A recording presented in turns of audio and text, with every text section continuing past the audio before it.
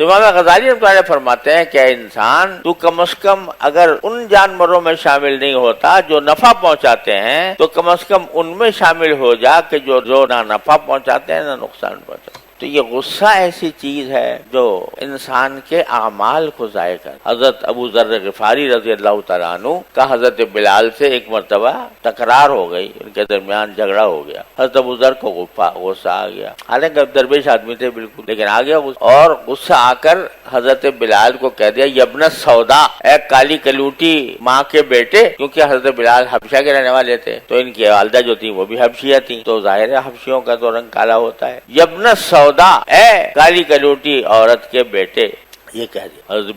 حضرت بلال رضی اللہ تعالیٰ عنہ نے خود کہا ہوگا یا کسی طرح اطلاع پہنچی رسول کریم صلی اللہ علیہ وسلم کو کہ ابو ذر نے لڑائی کے دوران حضرت بلال کو یہ کہہ دیا، تو آپ نے بلایا حضرت ابو ذر اور بلا کر فرمایا انک امرؤ فیک جاہلیہ، تم ایسے آدمی ہو کہ ابھی تک تمہارے اندر جاہلیت باقی ہے۔ ابو ذر غفاری معمولی شخصیت نہیں ہے، ان کو فرمایا کہ تمہارے اندر ابھی تک جاہلیت باقی ہے۔ کیوں باقی ہے؟ اس لیے کہ تم نے عیرتہ بأمہ، ان کو تم ماں کا تانا دے کر تم نے ان کو آڑ دلائی، ڈانٹا۔ سرکار دو عالم صلی اللہ علیہ وسلم نے حضرت ابو ذر غفاری، اب صحابہ کا مقام بھی یہ تھا کہ رسول کریم صلی اللہ علیہ وسلم کی اتنی بات ان کے لیے تو قیامت بن گئی کہ رسول کریم صلی اللہ علیہ وسلم مجھ سے ناراض ہیں، مجھے فرما رہے ہیں تیرے اندر جاہلیت ہے، تو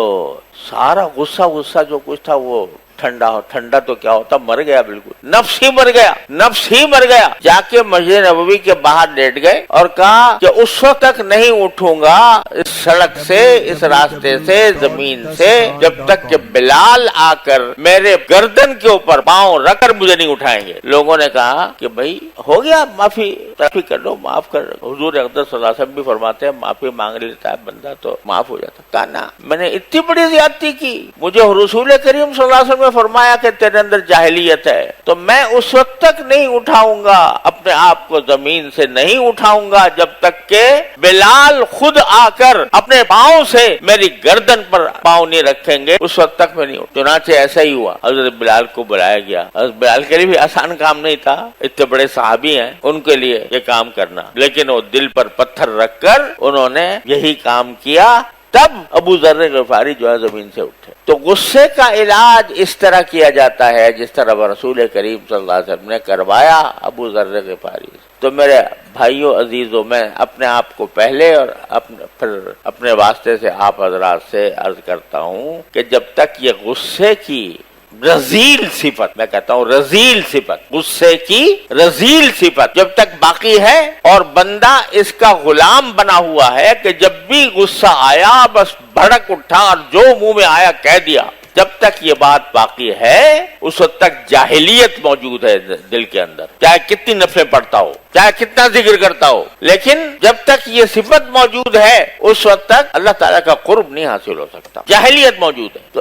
اس کو دور کرنا ہے اگر ہم اپنی اصلاح چاہتے ہیں، اگر اللہ تعالیٰ کا قرب چاہتے ہیں، اللہ تعالیٰ کے ساتھ تعلق چاہتے ہیں، اس کی رضا چاہتے ہیں، تو یہ بت توڑنے ہوں گے جو دل میں بسے ہوئے ہیں، اپنی بڑائی کے، اپنی انا کے، دوسروں پر غصے کے، دوسروں کے ساتھ بغض کے، یہ بت توڑنے پڑیں گے، اس کے بغیر گزارا نہیں ہوگا، اس کے بغیر نجات نہیں ہوگا۔ تو الحمدللہ رمضان مبارک کے اندر کچھ دل نرم ہوتے ہیں اللہ تبارک و تعالیٰ کے فضل و کرم سے، تو ذرا ہم ارادہ کر لیں، یہاں سے ارادہ کر کے جائیں کہ اب ہم درندے نہیں بنیں گے، بقول امام غزالی کے اب درندے نہیں بنیں، یا تو نفع پہنچانے والے جانور بنیں گے، بکری، گائے، بھینس، یا کم از کم ایسے جانور جو نہ کسی کو نفع پہنچاتے ہیں نہ نقصان پہنچاتے ہیں، اور اسی طرح ہوگا کہ غصے پر قابو پائیں۔